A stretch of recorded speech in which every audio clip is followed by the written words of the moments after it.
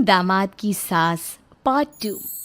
अब तक आपने सुना कि कावेरी जी अपनी तीनों बेटियों ईशा, मोहिनी और सुहाना की शादी 3 घर जमाई लड़कों के साथ करवा देती है। उन्हें लगता है कि ये लड़के शायद घर का कामकाज संभाल लेंगे, लेकिन उनके तीनों घर जमाई बहुत आलसी थे। वो नौकरी भी नहीं करते थे और बाहर का काम भी नहीं। कावेरी जी ने अपनी बेटियों से कहा कि वो प्रेगनेंसी का बहाना बनाकर अपने पतियों को सबक सिखाए। अब सुनिए आगे।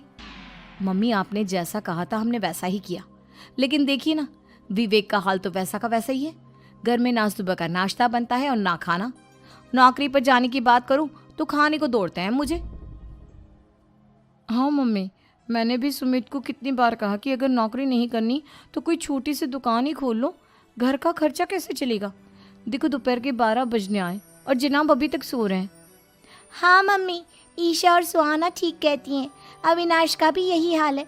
जब मैंने अपनी प्रेगनेंसी के बारे में कहा तो मुझसे कहने लगा, अरे दूसरी लड़कियां तो 9-9 महीने तक नौकरी करती है, बस डिलीवरी के टाइम छुट्टी लेती है।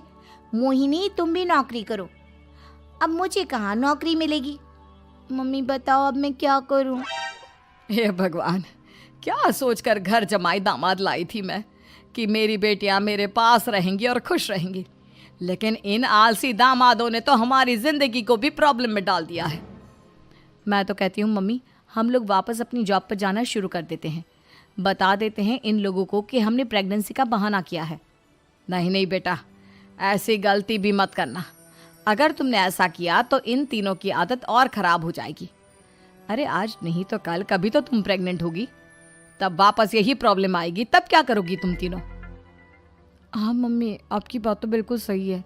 इन लोगों को तो सुधारना ही पड़ेगा। लेकिन कैसे? अपने बच्चों के आने की खबर सुनकर भी इन लोगों पर कोई असर नहीं हो रहा। पैसे कमाने के लिए घर से बाहर निकलना ही नहीं चाहते ये तीनों। अब मेरे दिमाग में एक प्लान आया है। तुम तीनों चिंता मत करो, उन तीनों को बुलाओ, फिर मैं बात करती हूँ।